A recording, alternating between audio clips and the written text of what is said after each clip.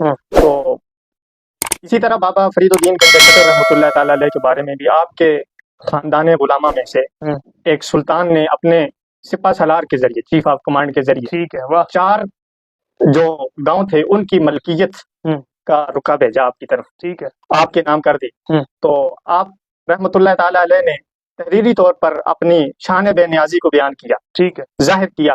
آپ نے فرمایا کہ یہ زمین ہمیں مل جائے گی، یہ گاؤں کی ملکیت ہمیں مل جائے گی، لیکن یہ جو ہے ہمیں اس کا تانا ضرور دیں گے۔ اچھا، تو آپ کی شان بے نیازی یہ تھی کہ آپ نے وہاں پر فرمایا کہ اللہ تبارک و تعالی ہمیں کھلاتا بھی ہے، پلاتا بھی ہے، وہ دن رات ہمیں رزق دیتا ہے، وہ کبھی اس بات پہ کوئی ہمارے اوپر احسان نہیں جتلاتا، تو اس لیے رب ہمیں دے رہا ہے، کسی سے کچھ لینے کی ضرورت۔ بہت خوب، بہت خوب۔ تو آپ کی زبان میں جو تاثیر تھی، جی آپ کی زبان میں ایسی تاثیر خالق کائنات مالک ارض و سما نے رکھی ہوئی تھی کہ ایک مرتبہ ایک شخص آیا، اس نے یہ بارگاہ گنج شکر میں یہ عرض کی، کہا کہ میری کئی ساری بیٹیاں ہیں، تو میں نے ان کا نکاح کروانا ہے، شادی کروانی ہے، تو میرے پاس اخراجات نہیں ہے، معاملات نہیں کر سکتا، تو آپ مجھے کچھ عطا فرمائیں تاکہ میں ان کی جو ہے شادیاں کروا سکوں۔ تو بابا فرید الدین گنج شکر رحمۃ اللہ تعالی علیہ نے اس وقت زمین سے مٹی کا ایک ڈھیلا لیا، ٹھیک ہے، اور سورہ اخلاص پڑھ کر اس پر دم کر دیا۔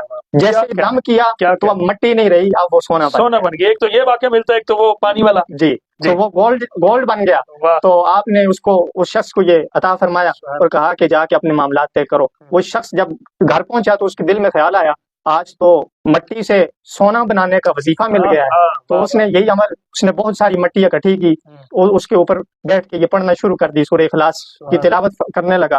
تو جب کرتا رہا کچھ بنا نہ، تو وہ تھک گیا۔ اس کے بعد اس نے اپنے ایک دوست کے پاس جا کر یہ ماجرا بیان کیا، کہا کہ میں اس طرح بابا فرید الدین گنج شکر رحمۃ اللہ تعالی علیہ کی بارگاہ میں حاضر ہوا، تو وہاں پر میں نے یہ ماجرا دیکھا، سارا ماجرا اس کو بتایا۔ تو وہ جو دوست تھا آپ کا، اس شخص کا، تو وہ بڑا سمجھدار تھا، ٹھیک ہے، بڑا عقل مند تھا۔ اس نے کہا یہ تو بات ٹھیک ہے، تجھے وظیفہ تو مل گیا، سورہ اخلاص تو پڑھ لے گا، لیکن اس سے کام نہیں ہوگا۔ اگر کام کرنا ہے تو اس کے لیے تجھے زبان بھی فرید کی چاہیے۔ واہ کیا کہنے، سورہ اخلاص تو پڑھ رہا ہے، لیکن فرید کی زبان کہاں سے لائے گا؟ تو یہ آپ کی زبان میں اللہ تبارک و تعالیٰ نے اس قدر جو ہے تاثیر رکھی ہوئی تھی۔